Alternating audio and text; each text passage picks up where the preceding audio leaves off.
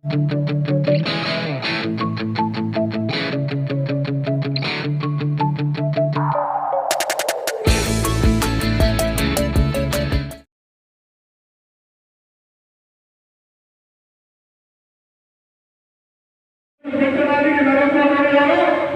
కృషి చేస్తా ఉన్నారు.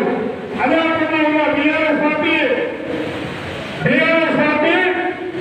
ఎస్సీ ఎస్టీలతో సహా ముస్లింలకు రిజర్వేషన్ నియమని చెప్పి పడుతున్న రోజు మన నరేంద్ర మోడీ గారు గ్రామ పంచాయతీ పెట్టకుండా బీఆర్ఎస్ పార్టీ పోయి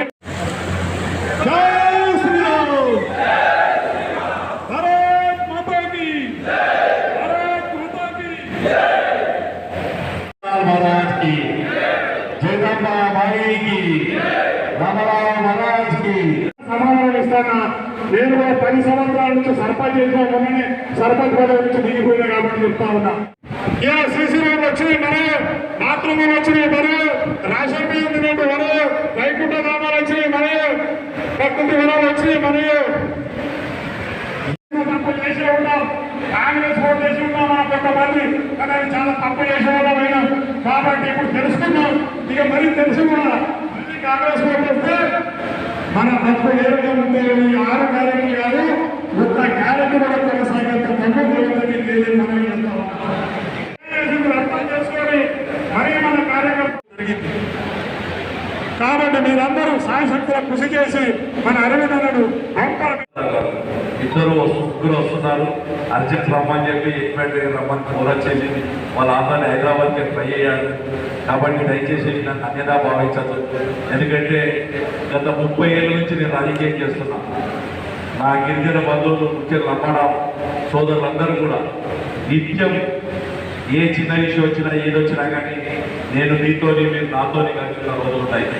ఇది రాబోయే ఎన్నికలు అనేది, ఎందుకంటే ఒకప్పుడు గుట్టలు నమ్ముకున్న మనం, ఎంతో గుట్టల్లో దొరికే ఫలాలు తినే మనం ఇలా గర్వంగా మన తల్లిదండ్రులు, మన పూర్వీకులు శివలాల్ మహారాజ్ గారు, అలాగే జగదాంబ మాయి, రామారావు మహారాజు యొక్క ఆశీర్వాదంతో ఇలా జాతి ఎవరి దగ్గరికి పోయినా, పోలీస్ డిపార్ట్మెంట్ పోతే కానిస్టేబుల్ నుంచి డిఐజీ దాకా మన బజార్ల బిడ్డలు, ఎస్టీ బిడ్డలు ఉన్నారంటే, అలాగే ఒక హాస్పిటల్ పోతే డాక్టర్లు, నర్సులు అందరూ కూడా, అలాగే ఒక పోలీస్ స్టేషన్ పోతే ఎక్కడ పోయినా, ఒక ఇంజనీరింగ్ డిపార్ట్మెంట్ పోయినా, ఎక్కడ పోయినా నాకు ఆనందం అనిపిస్తుంది. రాష్ట్రం నలుమూలలు ఎక్కడ పోయినా వచ్చి సార్ నేను పలానా టాటా, పలానా నాయకుని, పలానా రాథోడ్ని, పలానా బిచ్చా కొడుకును, నేను పలానా పరశురాం కొడుకును అని చెప్తుంటే ఆనందం వేరుంటుందని చెప్పి తెలియజేస్తుంది.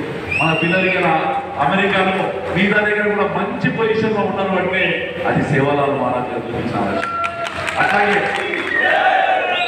అట్లాగే మన యొక్క నరేంద్ర మోడీ కూడా ఈ రోజు ఎట్లయితే సేవలాల్ మహారాజ్ గారు మన జాతి అవసరం ఉంది.